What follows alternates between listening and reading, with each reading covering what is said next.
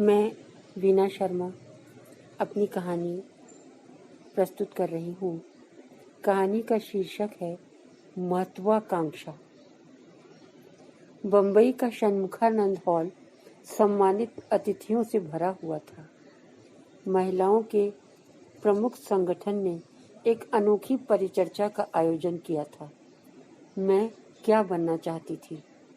शहर भर की महिला कलाकार, संगीतकार, फिल्म अभिनेत्रियां, लेखिकाएं और अनेक वरिष्ठ महिला अधिकारी परिचर्चा में भाग लेने के लिए उपस्थित थीं। आज के कार्यक्रम की मुख्य अतिथि थी देश की जानी मानी साहित्यकार, असंख्य पुरस्कारों की विजेता गार्गी देवी। 45 वर्ष की गार्गी देवी ने अनेक उत्कृष्ट ग्रंथों की रचना कर देश में ही नहीं वरन विदेशों में भी ख्याति प्राप्त कर ली थी। सर्वप्रथम बोलने के लिए खड़ी हुई सुप्रसिद्ध फिल्म अभिनेत्री रानी बाला।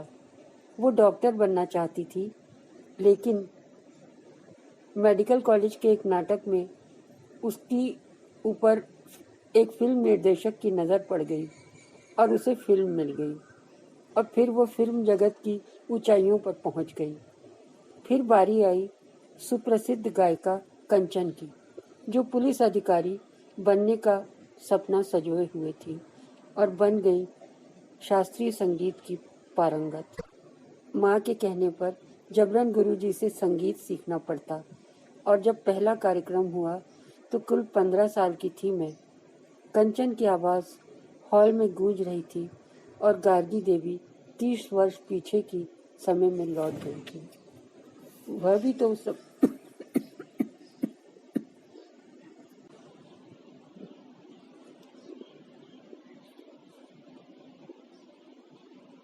तो उस समय कुल 15 साल की थी जब दुल्हन बनकर उस छोटे से गांव में पहुंची थी। गांव की पहली पढ़ी लिखी यानी मैट्रिक पास बहू। जमींदार पंडित देवधर की हवेली में सारा गांव उमड़ पड़ा था। पंडित देवधर की खुशी का ठिकाना नहीं था। बेटा वकालत पढ़ रहा था और इतनी अच्छी, इतनी सुंदर बहू मिल गई थी। दरवाजे पर बजती हुई शहनाई और आने जाने वालों की बधाइयों के बीच अचानक एक दर्दनाक चीख उभरी थी। गार्गी का पति चंदर सीढ़ियों से गिर गया था और उसका सर फट गया था। जिस आंगन में ढोलक खनक रही थी वहां खून ही खून। घर में हाहाकार मच गया। खून में सराबोर अपने मृत पति के उस पहले और अंतिम दर्शन की स्मृति इतने वर्षों में भी गार्गी देवी के मस्तिष्क में तनिक भी धूमिल नहीं होने पाई थी।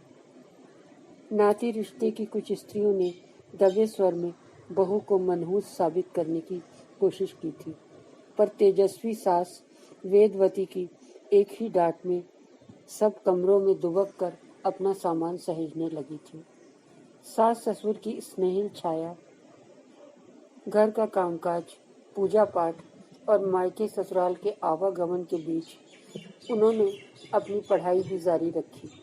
इंटर बीए और एमए कर लिया उन्होंने और उसके बाद आरंभ हुई लेखन की यात्रा। वो लिखने लगी, इधर उधर पत्र पत्रिकाओं में अपनी कहानियां, कविताएं भेजने लगी। सास ससुर का पूर्ण सहयोग था और एक दिन उन्हें शिवा पत्रिका में काम भी मिल गया। पूरे मनोयोग से वो काम करती। सभी सहपाठियों से, सहकर्मियों से बहुत अच्छे संबंध थे उनके। उस दिन आकाशवाणी में उनकी एक कहानी की रिकॉर्डिंग थी जब उन्हें अपने सहयोगी विनायक के पिता बनने की सूचना मिली। विनायक और उसकी पत्नी मालती से बहुत अच्छी मित्रता थी उनकी। रिकॉर्डिंग खत्म होते ही वो अस्पताल भागी। पालने में लेटे हुए नवजात शिशु के पास ही पलंग पर आंखें बंद किए लेटी थी वह अभिनव जननी, विनायक की पत्नी। माथे पर सिंदूर का बड़ा सा टीका, अस्त व्यस्त केश, जिनकी कुछ लटें उजले सफेद चेहरे पर झूल आई थी।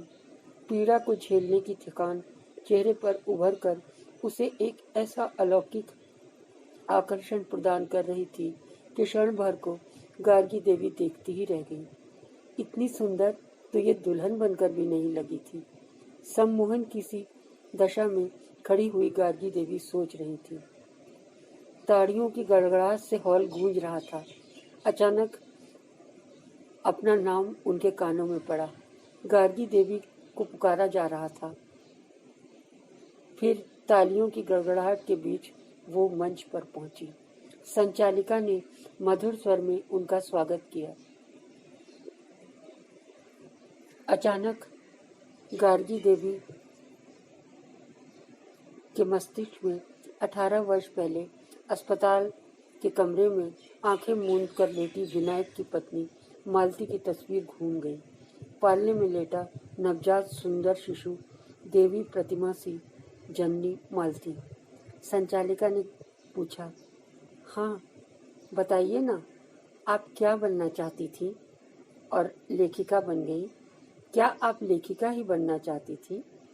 फिर कई स्वर उभरे, हाँ बताइए ना, आप क्या बनना चाहती थी? बोलिए ना।